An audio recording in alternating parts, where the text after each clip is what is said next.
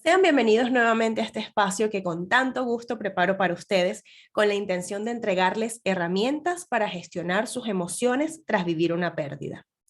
Hoy quiero hablar y tocar el tema de qué puedo hacer cuando sé que necesito terapia, pero no puedo costearla financieramente hablando. Antes de entrar en dónde hacerme de herramientas para poder igualmente ayudarme e igualmente avanzar en mi proceso de duelo, me parece responsable de mi parte que deje la base sentada de no todas las economías son iguales, no todos tenemos los mismos desafíos financieros. Y aunque esto no es mi área de experticia, también sé que es cierto que hay personas que genuinamente no pueden pagar una terapia porque sus ingresos le permiten pagar todo aquello que consideramos gastos básicos, como la alimentación, como los servicios en casa, como la vivienda, los colegios, etcétera. Pero también sé que hay situaciones y escenarios donde efectivamente sí sería viable si hago una redistribución de mis ingresos, pero no lo hago generalmente porque no le encuentro el valor a la terapia, porque no entiendo cómo esto puede luego traerme algún beneficio.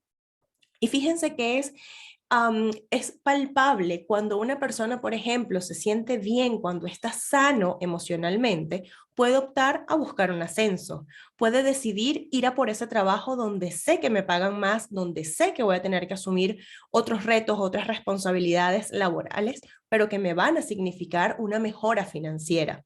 Porque cuando estoy sana o sano emocionalmente, tomo decisiones como entender que tengo que alejarme de esta situación que estoy viviendo y buscar otras alternativas, que debo modificar cosas en mi vida que luego van a significar una mejor posición o una mejor estructura financiera. Cada situación es distinta, cada realidad es diferente, pero créanme que yo los leo. Ustedes me escriben, esta información que tengo y la razón incluso por la que decido hacer el video es porque tengo el feedback de ustedes, porque se acercan a plantearme situaciones donde efectivamente no está la posibilidad de poder costear una terapia, pero cuando entendemos el contexto completo de la persona, entonces nos podemos dar cuenta de que si hiciera ciertos ajustes que vienen de la madurez y del crecimiento emocional y mental, podríamos entonces tomar otras decisiones. Entonces, ojo con eso, lo primero es siéntense y si ustedes piensan que necesitan terapia, evalúen si efectivamente no es viable. Si no estamos tapando de pronto con alguna excusa el no ir a terapia porque es que no tengo el dinero.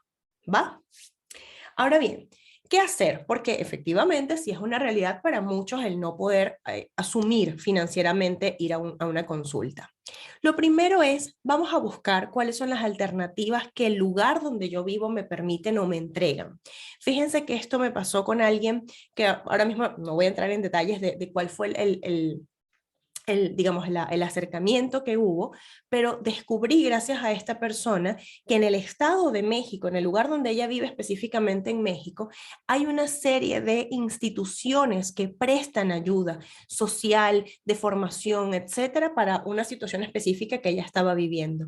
Entonces, esto mismo lo hay en otras partes del mundo. Yo tengo un poco la realidad de donde vivo. Vivo, como seguramente saben, en Santiago de Chile y acá hay muchas opciones y centros de asistencia donde, perdón, donde pueden dar apoyo emocional. De pronto no será el mejor servicio, no será de la manera más premium, pero alguna herramienta se pueden llevar y generalmente no tienen costo o están asociados a la estructura de seguros de la persona. Entonces, lo primero es ir a por esas opciones, ir a por esas alternativas para al menos entender si existe alguna. Hay terapeutas o personas que pueden estar haciendo trabajo voluntario y de esa forma hacerse de herramientas con alguien que voluntariamente esté prestando el servicio sin cobrar nada. Fíjense, y esto lo digo por experiencia propia, cuando yo en una de mis formaciones hace ya un tiempo, como tanatóloga, una persona estuvo como participante en esa formación porque no podía costear la consulta y fue como a esta institución de educación, a esta institución educativa y nosotros de alguna manera le pudimos dar ayuda siendo estudiantes. Al término de esa formación, yo me puse en contacto con ella y comenzamos a trabajar juntas sin costo. Yo comencé a darle mi servicio de manera voluntaria. Entonces, esas alternativas sí existen, sí hay gente que hace este tipo de cosas. Entonces, el tema es salir a buscarlas, porque ella no se quedó sentada esperando, ella tocó las puertas de la institución y dijo, tengo este escenario, tengo esta situación, no tengo cómo pagarlo, ¿qué pueden hacer por mí? Y la alternativa que le dieron fue entrar a nuestra aula de formación y trabajar con nosotros. Iba a trabajar de la mano de estudiantes, pero finalmente encontró herramientas que llevarse. Ahora bien, aparte de eso, hay una forma que a mí me parece fabulosa para poder hacernos de herramientas cuando necesitamos ayuda en un duelo y es la lectura. Hay libros maravillosos. Elizabeth Kubler-Ross, por ejemplo, que es una mujer fabulosa, ya falleció, pero es la madre de la tanatología, dejó un legado literario exquisito. Hay información preciosa en sus libros para poder desde entender la muerte, entender las separaciones, conocer lo que nos pasa, identificar las fases de un duelo para poder entender dónde estoy, sobre qué estoy caminando. Estoy caminando en negación, estoy caminando en tristeza. Esa literatura es fabulosa para poder hacernos de herramientas y el precio es mínimo. A ver, habrá lugares donde vamos a poder acceder a libros de una manera más o menos costosa, pero definitivamente es una inversión que voy a hacer una o dos veces si quiero uno o dos libros y que me va a servir, que puedo visitarlo, que puedo volver a leerlo y que ahí voy a encontrar respuestas e información que seguramente va a ser valiosa y que me va a poner en un lugar distinto al que estoy. Luego, hay opciones todavía más económicas. Hay películas. No es solo sino buscar en internet películas relacionadas a los duelos y van a encontrar un sinfín de opciones. Habrán películas que no servirán, que no llegarán a ustedes, que no les darán, digamos, herramientas, pero no pasa nada. Estuvieron un rato viendo una película de la cual no aprendieron mayor cosa, pues no pasa nada. Vamos a la siguiente. Entonces, las películas tienen esta habilidad de poder contarnos historias, de poder mostrarnos perspectivas y que muchas veces sin darnos cuenta nos identificamos en personajes. Miren, esto me pasó, no quiero hacer tan largo este video, pero con una persona en terapia me pasó que le propuso ver una película y la siguiente vez que nos vimos me decía que no podía entender cómo era tan parecida la situación de los personajes en esa película que la que ella había vivido con su esposo que había fallecido o que falleció. Entonces, hay información y hay herramientas increíbles y preciosas en películas, por ejemplo. Luego, hay información que puede ser muy formativa y educativa en documentales y entrevistas. La dejo acá en la misma categoría porque las podemos encontrar de manera gratuita en YouTube, por ejemplo.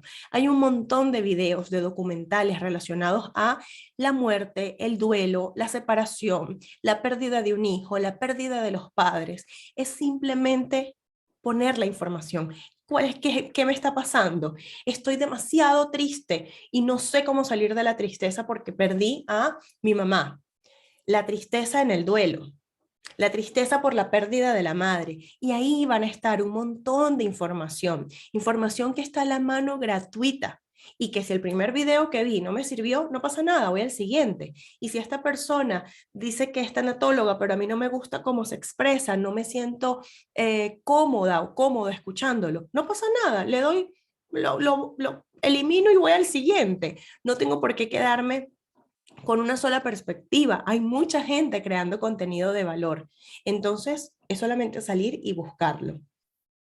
Por último, yo creo mucho en los podcasts porque yo soy auditiva y para mí es muy importante y me llega de manera mucho más fácil cuando la información viene de forma auditiva más que de manera visual. Si ese es tu caso, entonces escucha podcast.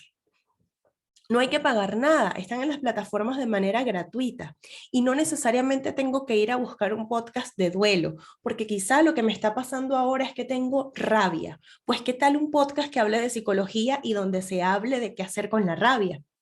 Entonces, en este caso, al igual que cuando asisten a terapia, el trabajo no va a estar hecho. Nadie va a hacer el trabajo por ustedes. El trabajo es de ustedes. el trabajo es de quien está viviendo el duelo, porque solamente ustedes saben dónde les aprieta el zapato, como dicen en Venezuela.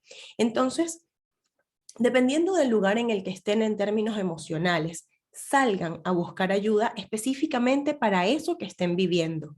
Les aseguro que hay información de valor que está a la mano con solamente un clic y que probablemente no van a tener que pagar nada y que van a llevarse no solamente herramientas, sino además perspectivas, visiones de las cosas diferente a la de ustedes. Y eso es lo que necesitamos muchas veces en un duelo, que alguien nos muestre la otra cara de esta moneda, porque cuando estamos viviendo una pérdida, tenemos lo que mi maestra, una de mis maestras de tanatología llama visión de túnel.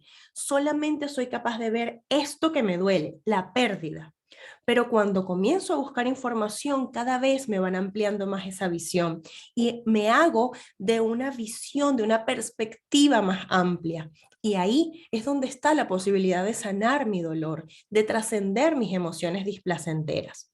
Entonces, el trabajo hay que hacerlo. En un proceso de duelo, lo que hay por hacer es mucho trabajo, pero un trabajo que vale el esfuerzo, porque ustedes valen el esfuerzo, ustedes son valiosos y lo que necesitan ahora es organizarse un poco, buscar ayuda, no desesperarse y saber que la información está ahí. Hay un autor que a mí me parece fabuloso y que voy a cerrar con una frase de él. Él dice, Víctor Frank, y en su libro El hombre en busca de sentido, él dice que cuando tenemos un para qué, casi siempre encontramos el cómo. Y el para qué son ustedes. No hay una razón más valiosa, más importante, más genuina, digamos, para intentar salir de un proceso de duelo que ustedes, que encontrarse con ustedes, que volver a sentirse plenos, que trabajar en su propio dolor. Y cuando ustedes entienden que ese por qué, ese para qué existe, van a encontrar el cómo. Se los prometo. Solo tienen que estar atentos a las señales, solamente tienen que estar activos en la búsqueda de herramientas nuevas. De eso va. En caso de que tengan dudas, que tengan preguntas, por favor no dejen de escribirlas en los comentarios de este video y nos vemos en el siguiente.